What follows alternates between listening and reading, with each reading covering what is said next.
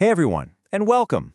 Today we are going to crack the code on one of the most fundamental ideas in all of trading, support and resistance. Seriously, whether you're into stocks, crypto, or gold, this is like learning the secret language the market speaks. Get this down, and you're already way ahead of the game. So let's just jump right in. What if you could actually stop guessing where the price is going to go and start understanding why it moves the way it does? That's really the promise of support and resistance. Look, it's not a crystal ball, okay, but it is the absolute closest thing we have to decoding the behavior of millions of buyers and sellers, and that is what moves markets. To make this whole thing click, we're going to use a really simple analogy. Just picture the price of anything moving around inside a room. It's got a floor beneath it and a ceiling above it. Keep that image in your head. Okay, first up, let's talk about that floor. That's your support level. So imagine the price is falling, and then it hits this invisible floor. What happens? A ton of buyers jump in thinking, whoa, that's a bargain. All that buying demand suddenly overwhelms the sellers and bam, the price bounces right back up. And on the flip side, you've got the ceiling. That's resistance. Now the price is climbing higher and it bumps its head on this ceiling. This is where sellers who bought low start to think, you know what, this looks like a great spot to cash out. They start selling, and that selling pressure pushes the price right back down. It's the exact same logic, just in reverse. So, what this really shows us is the constant tug-of-war happening in the market. At support, the floor, buyers are in charge. Demand is high, and they're pushing things up. But at resistance, the ceiling, the sellers take control. Supply floods in, and they push things down.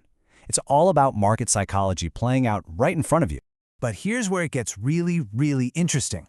What happens when there's so much excitement, so much buying momentum, that the price doesn't just tap the ceiling and fall back down, but it smashes right through it?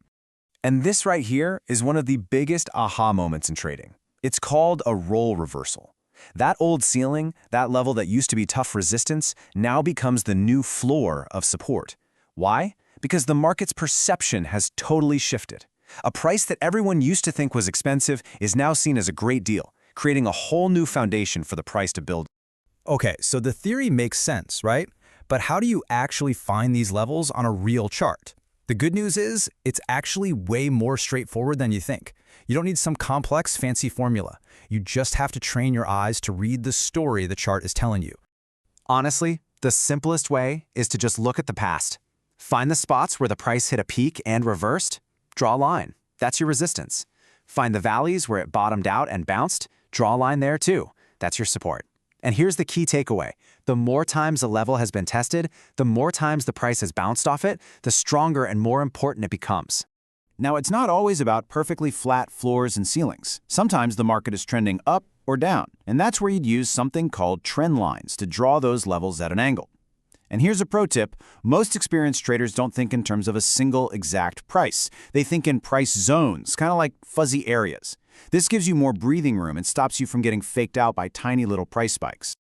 All right, we can find the floors, we can find the ceilings. Now for the million-dollar question. How do we actually use this information to make smarter trades? Well, it really boils down to two main game plans. Your first option is reversal trading. This is when you're betting that the floor and ceiling are going to hold. You buy when the price hits the support floor, and you sell when it hits the resistance ceiling. It's perfect for markets that are just kind of bouncing around sideways. The other strategy is breakout trading. This is the exact opposite. You're betting the level is going to break. So when the price smashes through that ceiling, you buy, hoping to catch a brand new trend. Whichever path you choose, you always want to look for confirmation, like a big spike in volume, to know the move is the real deal. Now listen up, because this is just as important. Using these levels effectively isn't just about what to do, it's about what not to do. Let's quickly go over some of the common traps that catch new traders. Mistake number 1, being too rigid. Remember, think in zones, not razor-thin lines. It'll save you a lot of grief. Second, you have to zoom out and look at the bigger picture. A support level on a weekly chart that's held for a year is way more important than one that just showed up an hour ago. And finally, and this one is non-negotiable, never ever forget risk management. If you trade without a stop loss, you're not trading, you're just gambling, period. And here is a final pro tip that really separates the consistently successful traders. Don't rely on just one signal. The real confidence comes from something called confluence. It's a fancy word, but all it means is when several different tools all point to the same conclusion. For example, if your support line also happens to line up perfectly with a major moving average, then bingo, you can be much more certain that it's a critical level worth watching.